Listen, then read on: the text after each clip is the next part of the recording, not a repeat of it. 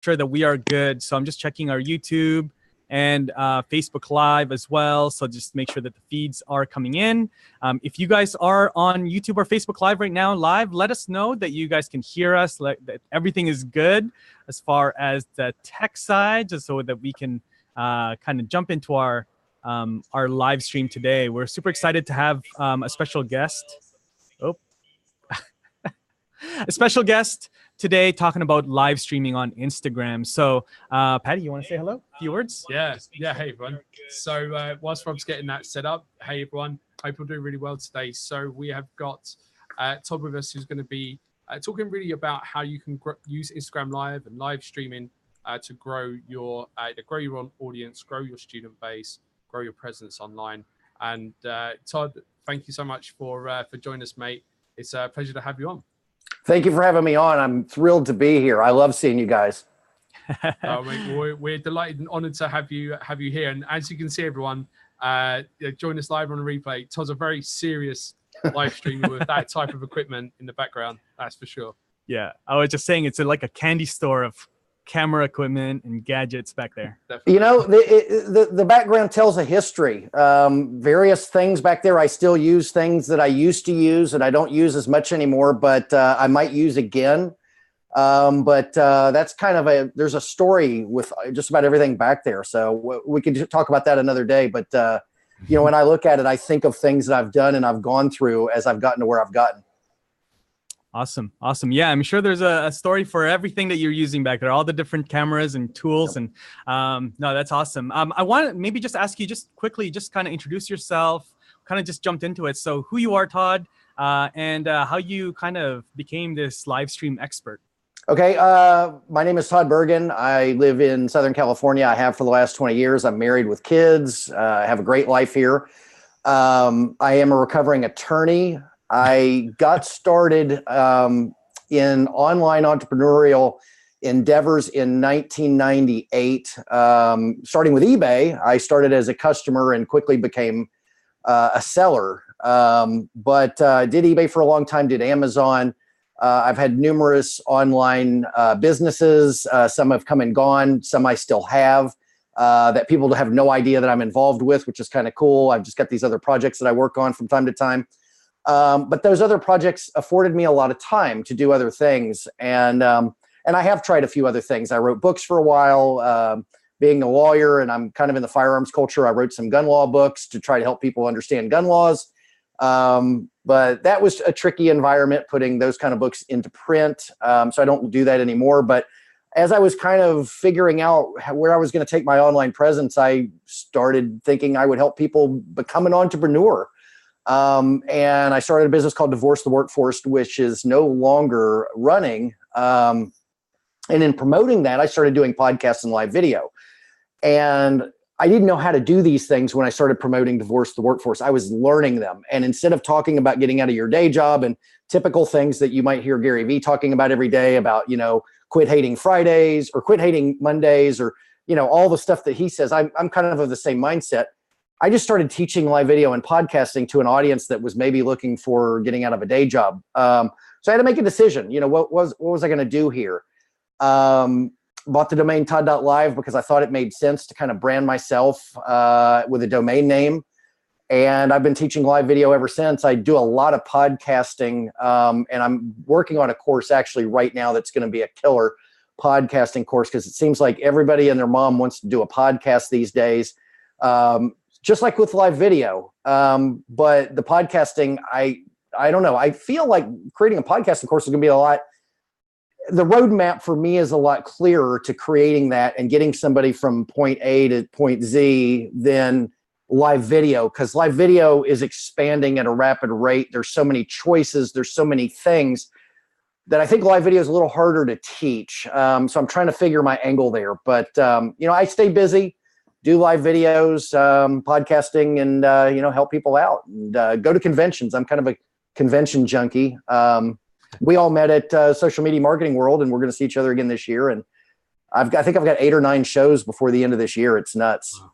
Wow. That's a lot. That's a lot of content that you can create at those shows as well. Absolutely. Awesome, Todd. Yeah, no, that's great. I think it's really interesting how you touch on like live streaming kind of this thing that's like always growing, and podcasting is sort of like this finite thing that you can teach. I totally agree. Yeah, I mean, and you know, like Shopify just recently bought those podcasting businesses. So it looks like they're taking it really seriously, and there's going to be some serious you know, like ad revenues that could be generated from it. So yeah, it looks like you're hitting a very like hot topic right now. Well, I keep getting asked. I was approached by a very large YouTuber who's growing probably like 20, 30,000 a month subscribers, just very successful with YouTube. And he asked me about how to, you know, do I know anybody that can edit a podcast for him? And I said, well, I've always done my own editing, but I don't edit anymore because I've figured out what I call, and my course is going to be called One Take Podcasting. And I'm going to be teaching people how to do everything that you need to do in one recording between the moment you hit the record button and the moment you hit the stop button, so that now it's just time to send the file out into the internet and schedule it. So because that's a problem that people have, is they don't have time to edit, or they don't know how to edit, or they're scared to edit, they're scared to learn. So one take, man, you just hit the button, you do it. And my podcasts are short. They're like 5 to 15 minutes long. So, you know, people say, well, what if you hiccup, or what if the dog barks, or, well, I leave it in there. And I actually point to my live video background as to why I leave it in there. If I were in front of you in a classroom, or if I were doing a live video on Facebook like we are now, I don't get a second take. If I sneeze, if the dog barks, if I forgot to turn my phone down, you know, those things are going to happen, and the audience is going to hear them. So why not treat a podcast any differently? Just roll with it. And if a podcast is that bad, you just hit the stop button and re-record it. 5 to 15 minute podcast, if that's how long it's going to be, it's easier to re-record it than it is to edit it. So yeah, that's a really good point. And you know what, like that's very similar to like, you know, to live streaming, to doing like videos as well, because, you know, it's less about being like completely perfect on camera. It's about having those little like imperfections that are, you know, that make us all human, and obviously easier for people to connect with. Yeah.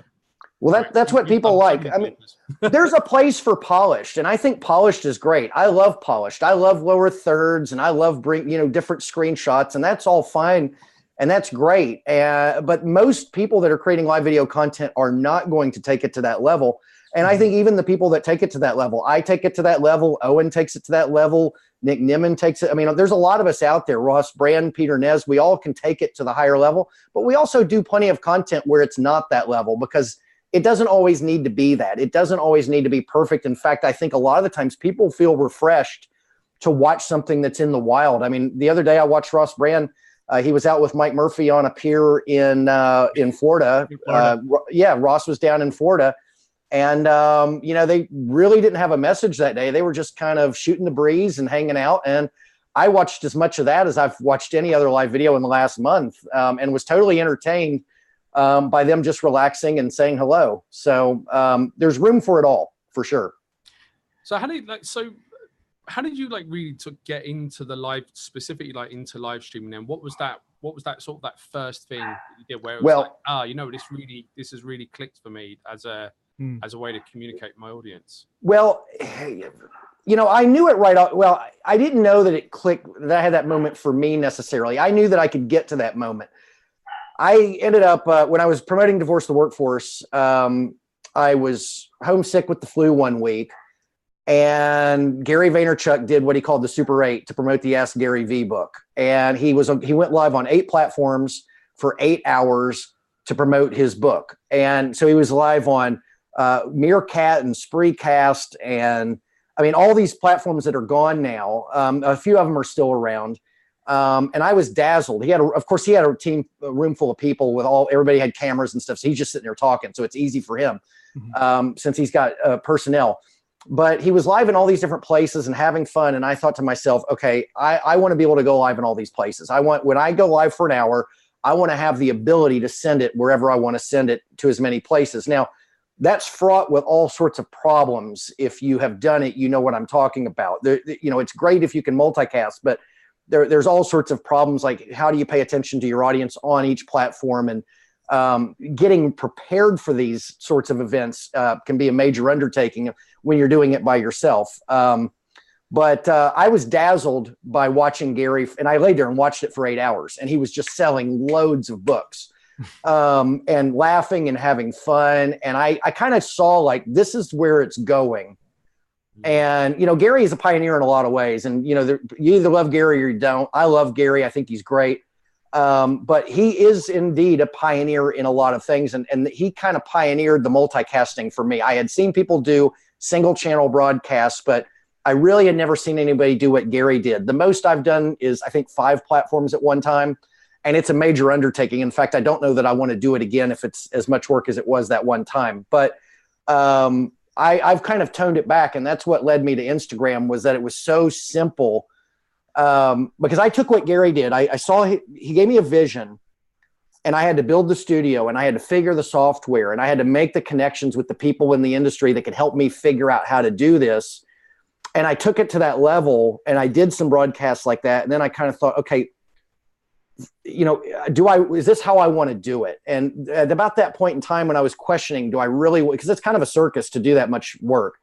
Instagram Live came out. It was kind of like really refreshing to just like hit a button and go live and not have to do a lower third, not have to invite and schedule and figure out and use the API keys and figuring everything out and double checking and triple checking. It was nice to just like pick up my phone and be like, hey guys, how are you? And like, just, you know, careless, carefree. Yeah, no, I think that's so true. It is like a lot. Like right now we're simulcasting to both YouTube and Facebook, and it takes us like 2 or 3 different softwares to do that. You know, you need Zoom, you need Restream.io. Yeah, so you need to know all the RMTP codes and how that all works. So yeah, there's definitely like a difference, right? Like Instagram Live, you just click on live and there you go. You can even have a guest.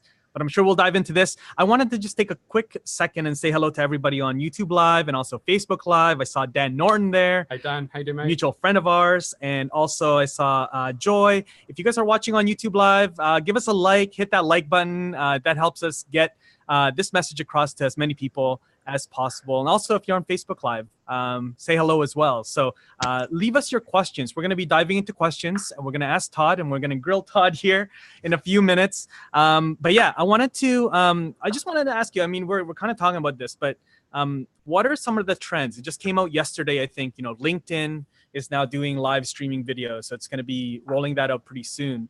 Where do you see live streaming, you know, going, you know, kind of like, you know, you mentioned Gary Vee, and he was doing it for like 8 hours. I know there's Nick Nimmons that does it for like, you know, 8 hours on every Saturday weekly. And these guys are, I mean, that's crazy. You know, some people can't imagine doing that. But what are some of the trends that you see happening this year when it comes to live video?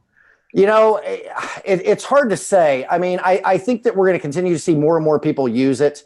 I think we're going to see more and more. I mean, I think as it's inevitable that we're going to see more from the phone.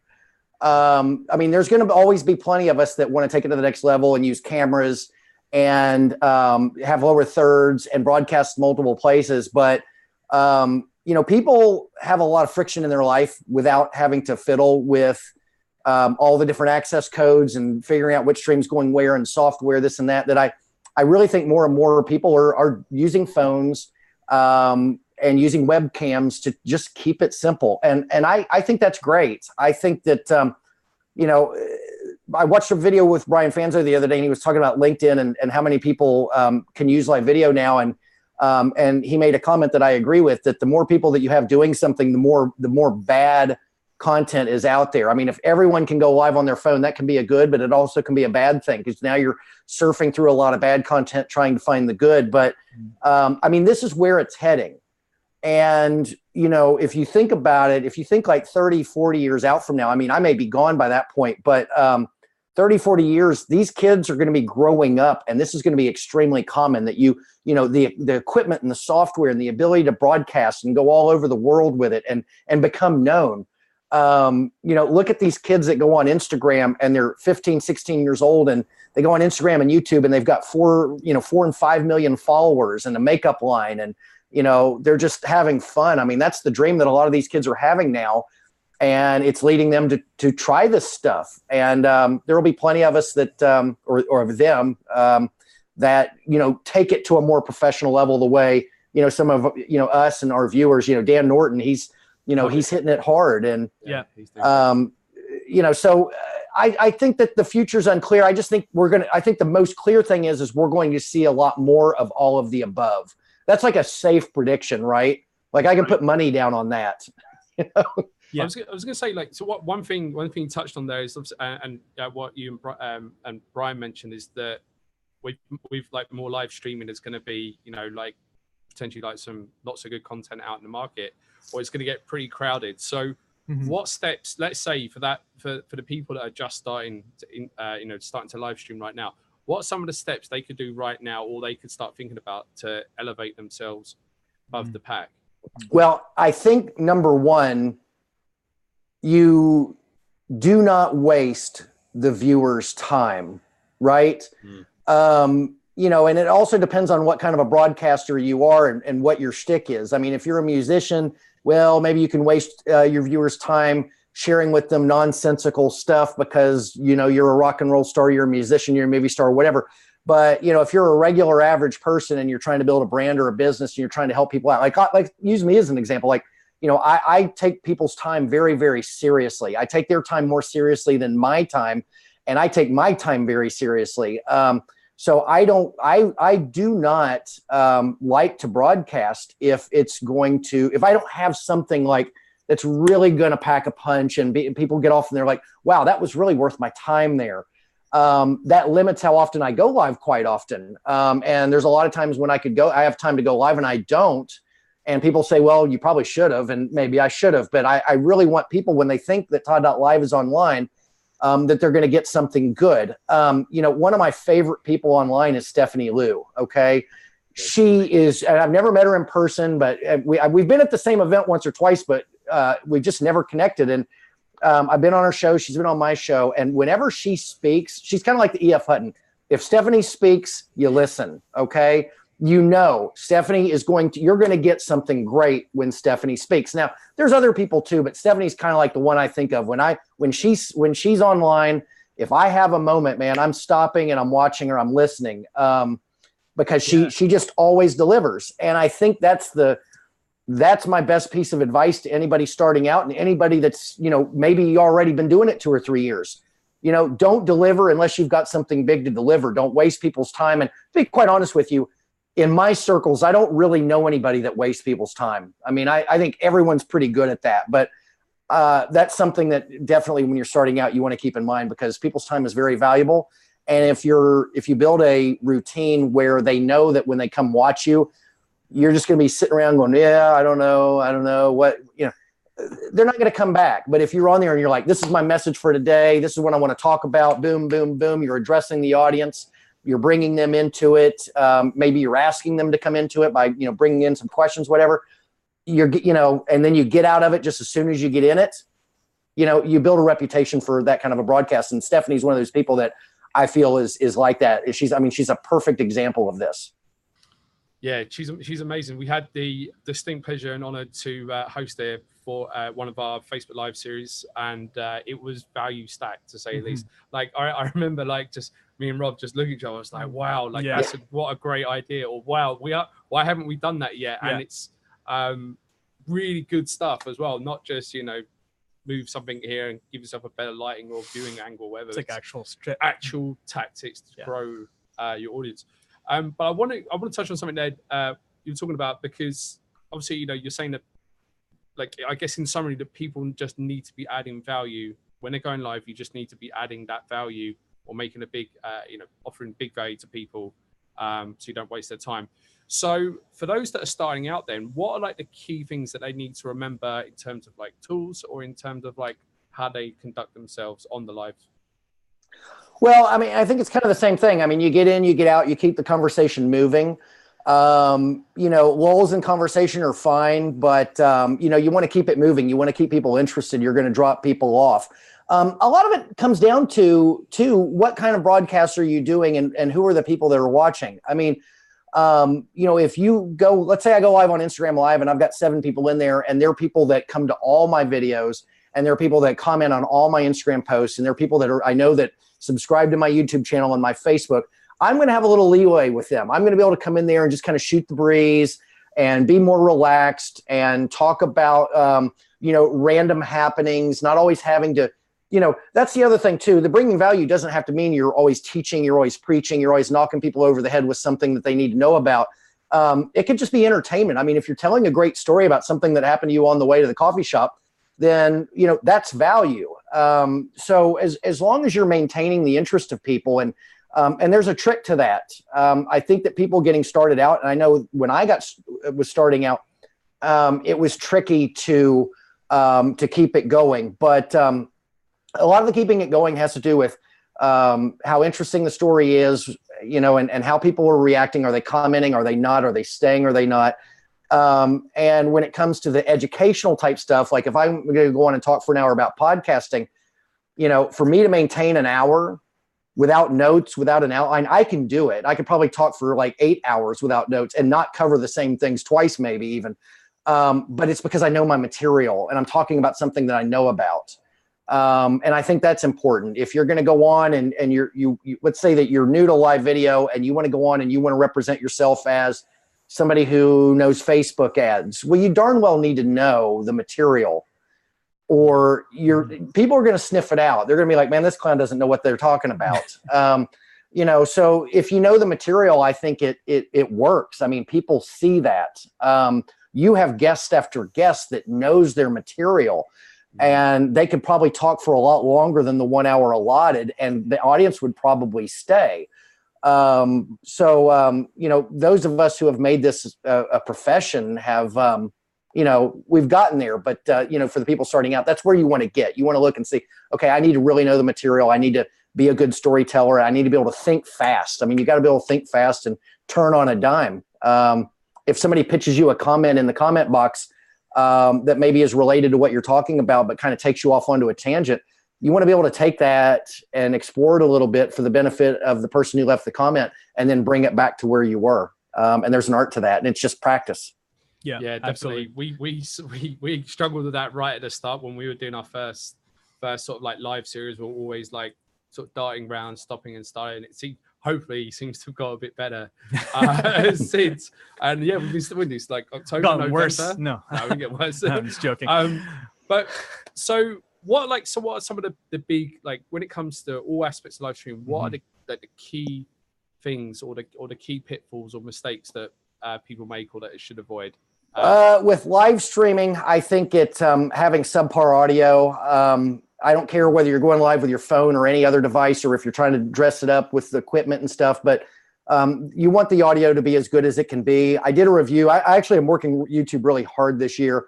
My newest video on my YouTube channel is about the Rode Video Mic Me they bill it for the iOS, but a buddy of mine says that, you might know him, Brad Friedman, he says that it will work on an Android. And I went and took this thing out into a windy environment and tested it, and it worked beautifully. So I know that in a normal environment without the wind, it's going to be even better. But do little things. If you're going to broadcast with your phone, get something like a Rode Video Mic Me or a little lav mic or something. Try, always push. I recorded 35 podcasts yesterday. And I have this kind of little segment that I did for 7 of the days that are coming up at the end of next month, called, I think it was hashtag never settle or hashtag never. But anyway, the idea is that as you look at your live video studio and your podcast studio, wherever you're at, no matter how good it is, it can always be better. And start thinking of ways. Don't get complacent. Start thinking of ways you can take it other places. There's going to be new tech that shows up. There's going to be tech that maybe was out of your price range when you bought what you have, that over time will get into your price range. And always try to push the bar, even if it's just little incrementally, little nudges. But audio is big. And again, I think that just not wasting people's time and always trying to have something decent to say, and good to say and interesting to say, becoming a good storyteller and really focusing on that. If you sense that things are kind of like if you feel like you're trying to carry an hour, in the show. My podcasts are 5 to 15 minutes. When I started doing this, people thought I was nuts. They were like, nobody's going to come around for a 5 to 15 minute daily show. It's exploding. When I was doing 1 hour a week show, it was like pulling teeth trying to get anybody to listen. But the 5 to 15 minute, people are in for that little amount of time on a daily basis. And it's just enough time that I can say, hey, this is what the show's going to be about, play some music, and get in and out of that one topic, this little micro topic, in and out in 10 or 15 minutes and turn it off. And the next day there's something new.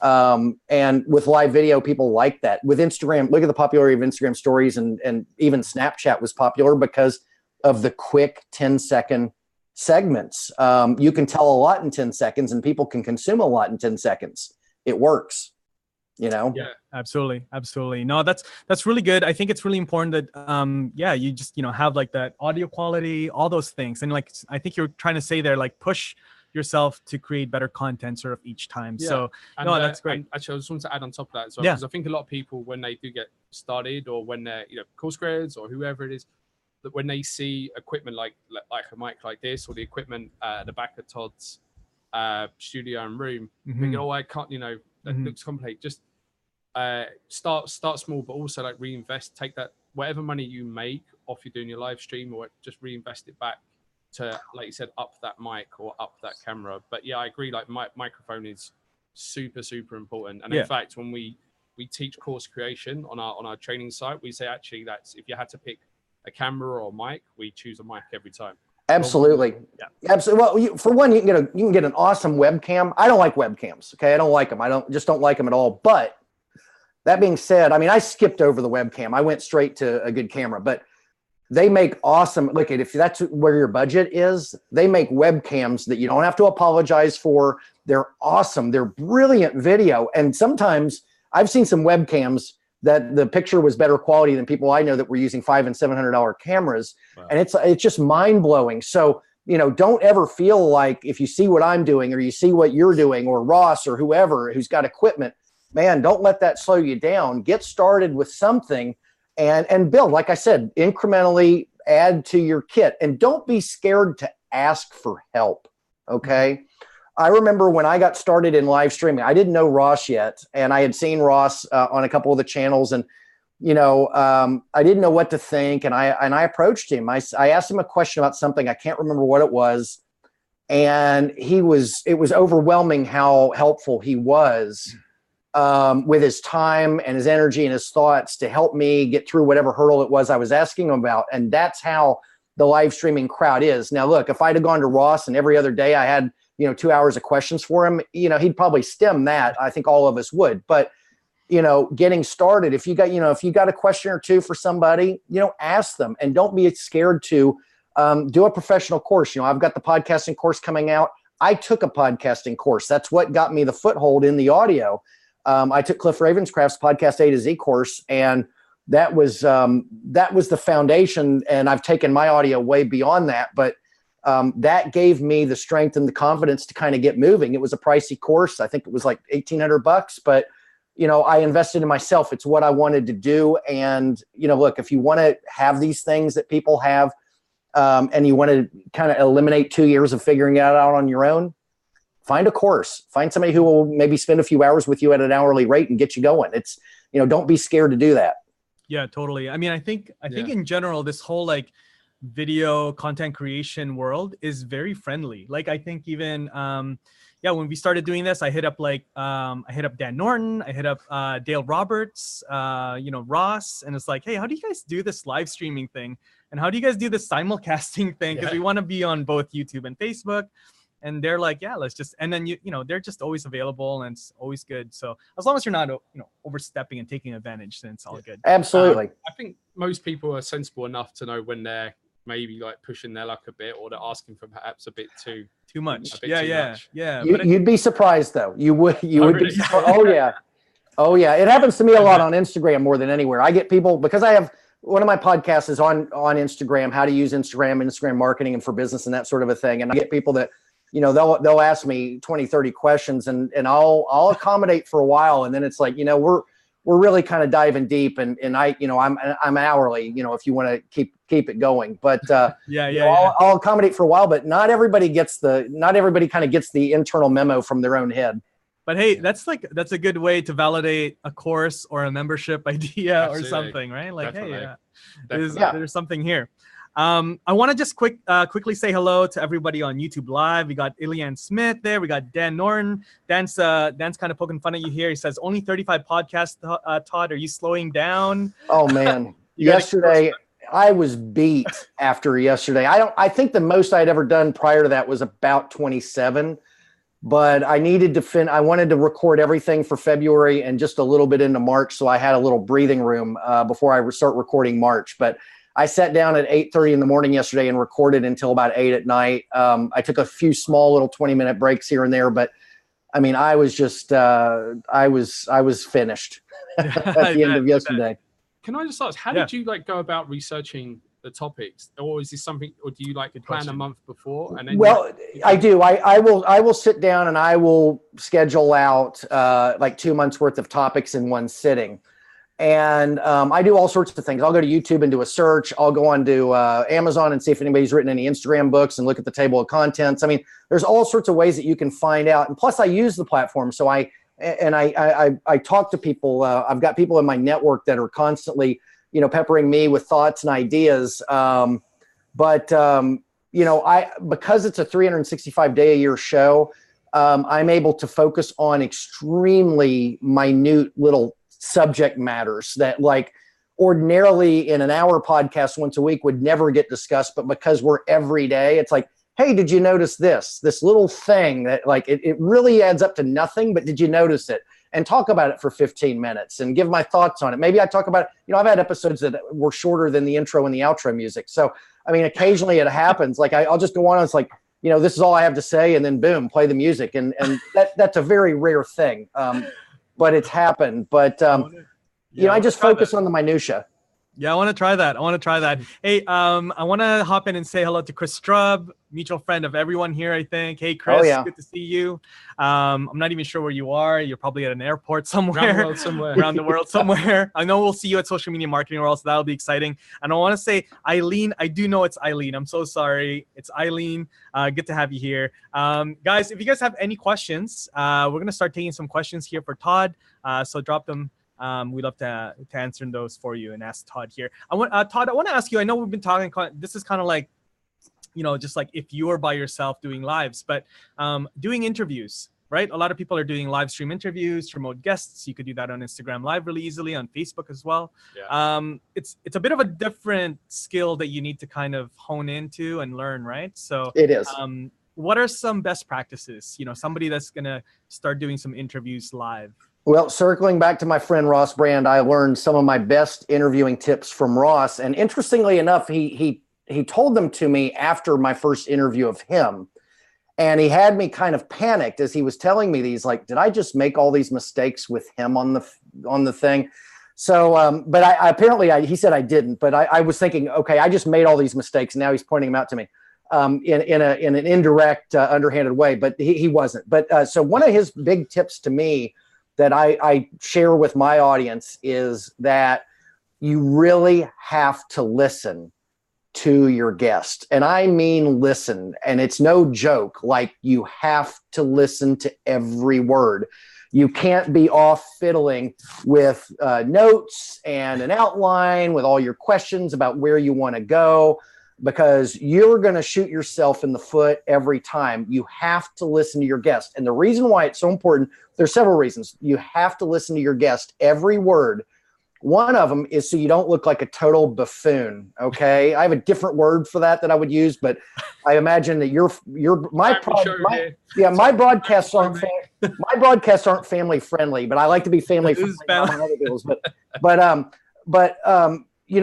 You look like a total buffoon if you ask somebody a question they've already answered. So if you're not listening, you won't catch it, because let's say I have Ross on and I ask Ross a question like, how did you get into live streaming?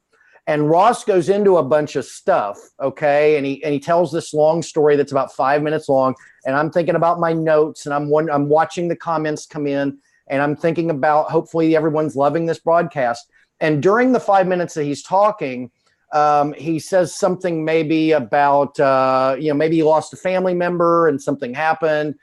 And maybe, let's say the family member is his mom. And then later on in the broadcast, somehow I was like, we get into talking about his family. It's like, well, so how old's your mom again? It's like, well, he's already said that she's gone. Now, in Ross's situation, both his mom and dad are still with us. But I just made all this up. But you know, that's a pretty important thing that you would have missed. Like the guy's mentioned that his mom wasn't with him anymore. And now you're asking, you know, how old's your mom, or where does your mom live? Or, you know, so you want to listen. You don't want to ask things that have been answered. That's huge.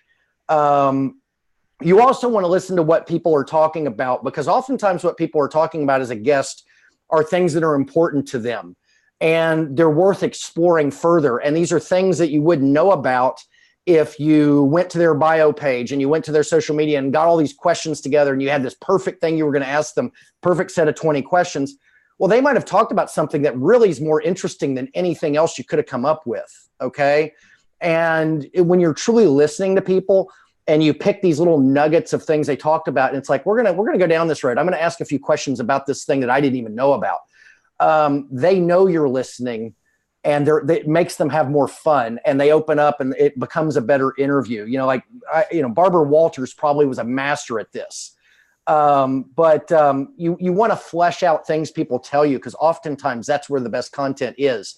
You know, it's important to go and look at people's CV, their About Me page, whatever, their social media, and try to come up with some good ideas, and have some direction, and to actually know who your guest is. Because a lot of times you invite people on, you really don't know them very well. But you want to listen. Listening is the key to any good interview. I mean, I just can't emphasize that more. That's great. That's great. I think that's really important. I'm admittedly, we were really bad at that when we first started doing this. You know, I mean, it's really hard because there are so many moving pieces, right? There are the people, the comments, there's like, okay, all the technology, make sure it's streaming right, looks right, all that stuff. So it is quite difficult. So. Yeah. And you're trying to sort of like almost like please everyone, please your audience. And obviously with YouTube and in our case, YouTube and Facebook, we're flicking from screen to screen and making sure the questions, but you touched on something there, you know, it's, you know, you don't want to waste, you know, like when you were talking about, you know, don't waste the time of your viewers. It's also like, don't waste the time of the person you're interviewing as well. Yeah, absolutely. Well, and I think your audience will be forgiving in an interview situation, depending on the flow of the interview and, you know, what's being discussed and the pace and everything. You know, if the interview is just really good, like, you know, this is like, you know, you have like Chris Strub brings his A game everywhere he goes. So like when Chris Strub is on there, I can say this about most of my guests, actually, Owen, Stephanie, Ross, all these people, they all bring their A game. And yeah, I try to pay attention to the audience too, but I also know that the audience gets it. This is a good interview. We're hitting it hard. It's moving at a fast pace. So we can't really, you know, necessarily be attacking every question and comment that comes in. Maybe we'll do a little lightning round at the end where we kind of, you know, forgive us, folks. You know, the interview was going great. We'll check on some of your comments here and answer them as quickly as we can. Thanks for sending them in. You know, I think people get it. I mean, it's all touch and feel, and this all comes with doing it. I mean, we all know this. You guys know exactly what I'm talking about. Dan in the audience, Eileen in the audience, everybody knows all this stuff, and we're all at different levels, different comfort levels, and different areas in our profession. But for people getting started, the important thing is just get going and you know, watch people who you know out there are hitting it hard and doing really good shows, and emulate it as best you can. You know, but yeah, listening and paying attention, it's huge. Fantastic. That's a really good tip. Chris is asking, and I think he's setting you up here. What is that what's that moving thing behind your mic stand there on the shot? There's like a little digital thing. Oh yeah. That is a LaMetric. Okay. That is a vanity meter, and it's by a company called LaMetric, and I think their Instagram is called Get LaMetric. It's kind of a pricey little device, but it's fun. And it was a real hassle to set Instagram up. I was able to, I have it set up now, but it's got, you know, it scrolls all your metrics, you know, how many subscribers you have, how many, if you wanted to do your views on YouTube. So there's all sorts of things you can do with YouTube, all sorts of things you can do with Twitter, Instagram, whatever. I also have right now, it's scrolling through Bitcoin that I own. I'm somewhat of a Bitcoin investor, not heavily, but I've got some money in there and I'm having fun with it. And it's scrolling, you know, I program in the certain Bitcoin commodities that I want to see. And where that's sitting, actually, my living room is out the door here. And from my spot on the couch, I can see it. Nice. So every once in a while, it'll scroll and I'll kind of turn and look and see what it's telling me. It's kind of cool. It's fun. Yeah, I've definitely seen those. I've definitely seen those before. Yeah, because you get like the subscriber count and view count and stuff. Yeah. But that's pretty cool. That it pulls in the. You can pull in like other data as well, and it just looks like a digital clock, doesn't it? It's not like It's a black bar. It's just a black bar with a couple buttons on it, and there's no subscription. It's kind of pricey to buy the thing, but there's no monthly fee. You just have to set it up, and once you set it up, you do it with your phone. You have to do a little bit online. Figuring out live video with the RTMP codes and the API keys and all the stuff. It's kind of the same thing with programming that with Instagram. I tried it, spent an hour doing it. I got flustered, put it away, tried it again a week later, got flustered, put it away. Spent about 3 months without Instagram on there. And one day I was just like, I'm figuring it out now. And like I sat down and it really took me about an hour, but it was like I was just determined to get Instagram on there. So nice. That would have been a great like live. That would have been like a great live stream. Yeah. I can see that. You'd be, this is the third time and I'm going live now. And I'm just gonna watch me as I try and like make this bloody thing work. I should have. I oftentimes leave a lot of my trials and tribulations trying to figure things out off because I get so frustrated that I don't know. It might make good content for like trolls, but I don't know if people that really like to consume my content and see me in a good mood are going to enjoy watching me throw things around the room. And I have felt like that with a lot of my equipment, believe me. Like I just wanted to throw it against the wall. I bet. I want to say hello to Becky, who's joining us on Facebook Live. Hey, Becky, how you doing? Chris is saying he's bringing his C+ game for the commenting in the stream. Yeah. So just joking. And Eileen said that she tweeted this out. Eileen, thank you so much for sharing this on Twitter. It's awesome. Dan's here as well. Dan says that you go to every conference around podcasting. So probably true, half true. Well, I've only been to one podcasting conference. I went to, what's the one that's going to be in Orlando this year? Podcast Movement. I went to Podcast Movement when it was in Anaheim. Yeah. It was in Philadelphia last year. I didn't go. I think it's in Orlando this year. I'm not scheduled to go. I should be there and I should be speaking. And that will probably change in the future. Right now, I have the two podcasts are hosted on Libsyn. But I've gotten to know Addie really good over at Simplecast, and I'm probably going to be migrating over there very soon. Mike Murphy's working. I think Mike Murphy works full time with them now, and he's one of my good buddies on the internet.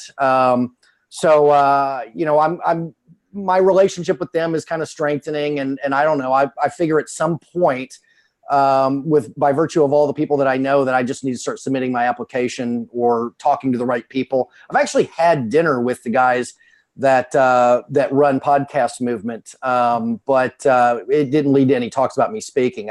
In fact, I don't even know that we talk much about podcasting, but I should be there. I mean, I do that more than I do anything else right now. It's kind of nauseating how much of it I do, and I'm right now. I mean, Chris and I are trying to jumpstart. We got a little project that we're working on called Does This Matter? Hashtag Does This Matter? But he and I have been so busy, it's been really hard for us to gel on doing it. But like things like LinkedIn. LinkedIn dropped the news yesterday about live video, and that would be perfect for what Chris and I are talking about doing, where we go on Instagram and we talk about breaking news, record it for podcast. And he and I have just been so busy that it's been tough to get this one moving, but we're still working on that. And then I've got another podcast idea. So I may have or be involved with 4 podcasts before we get to the midway point of this year. So I don't know. Maybe I need to be maybe I'm certifiable. I don't know. That's great. That's really good. So does this matter? Does this matter? Right? Does this matter?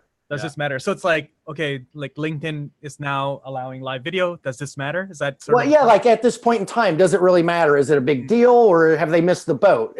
If Twitter was talking about doing something, Chris and I were talking about doing, I forget what the news event was last week with Twitter, but there was a news event that Twitter was doing something, and it was like, okay, in the big scheme of things, does this matter? Mm-hmm. And we just go on for 5-15 minutes and talk about it, maybe bring some people in. Their comments, and we're trying to see if we can make it a thing, but he and I have just been so busy and our schedules have just been jacked in a way that it's been tough for us to do it. So I think he and I are going to be talking about kind of solidifying maybe a time, like if no other time works, then this is the time each week we do it. So that way there's some content being created and we hit the topics that need to be hit. Yeah, no, that's cool. It's good. It's a good idea. It's a great idea. You know, does this matter? And it's so there's so much noise out there when it comes to like digital stuff and marketing and social media. You know, it's like, does this matter? Are you gonna find out if it matters? Yeah. I guess you got to try it out for a little bit. Okay. Before we kind of wrap up, I'm really curious. You know, some strategies and some ways that you can suggest for people to use Instagram Live to then start driving traffic. You know, actual traffic to like their landing pages or courses or lead magnets.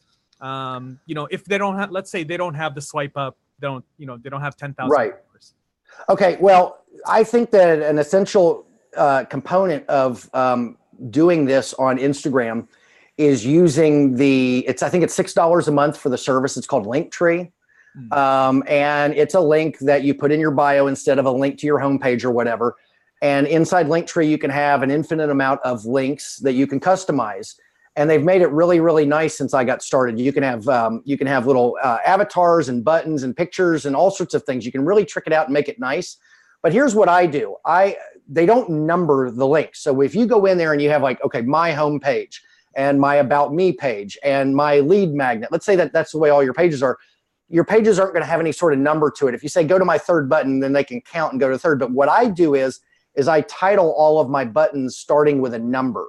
So it's 1 through 10, 1 through 11. And then I have a little spreadsheet, or I'll have a little note beside me or something if I'm live, with all the numbers and what those buttons are. So if I want to push you, and some of them I know by heart. So I have an interest list for my One Take Podcasting course. That's button number 1. If you go to my Linktree and hit button number 1, you'll go to a landing page where you can put in your email, and you'll be notified when this course starts to sell. You'll be in the news, and you'll have plenty of time to make a decision.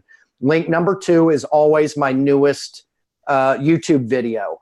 So when I'm live, I can say, hey, I just published a YouTube video. Go to link number 2 in my bio, and you'll go straight to my newest video. It's about the road video, Mike Me. It's great. Link number 4 is, for me, is my YouTube subscribe button. When you hit that, it takes you to YouTube, and it automatically sets you up to confirm a subscription. So you don't even have to go hit the subscribe button. It just says, subscribe, yes or no. So you hit the yes. So all of my links mean something, and they're all numbered. So I know if I want to promote a certain lead magnet that's in there, I can say, go to link number 7, and that's where you can get my freebie. Go to link number 8. So it's a real easy way. Instead of saying, go to, www.todd.live/this, go to link number 8 in my bio. Simple. Boom. You move on. And I get a lot of good leads that way. My email list, since I've been doing it that way, has done a lot better. And you get to remember your numbers. And when you remember your numbers, it's great because you just spit them off and send people. And you can update Linktree. Linktree is very easy to update. So I think that's the best way to move people. But on top of that, to move them, you have to have them first. And that's good storytelling, listening, paying attention to your audience, not wasting their time. All the things that we've talked about, good audio, interesting locale. Maybe you're at Social Media Marketing World. I mean, bring people with you there. Make it entertaining. When you hook them in all sorts of other ways, it makes it a lot easier. Hey, go to my email list. Get on. I got a product coming out. They may or may not buy, but because they love spending time with you and stuff, people feel compelled to hit you up and throw you a bone. And it might lead to something, it might not, but that's what you want, right? You need leads.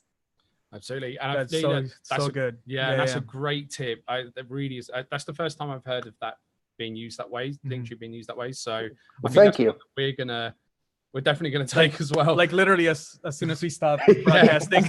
I don't even know if I've shared that with anybody. I actually created this because I kept having a problem. Like, go to my third link. Go to my count down to number 10. That's the one that takes you there. And I was thinking, there's got to be an easier way. And I just thought, number these things, number them and have a little cheat sheet and send people to the right number. Boom. That's so good. Like literally that, if you just apply that, you guys can, right now, maybe you're not even getting any traffic from Instagram or Instagram stories. With that one little nugget, you can probably start now driving traffic.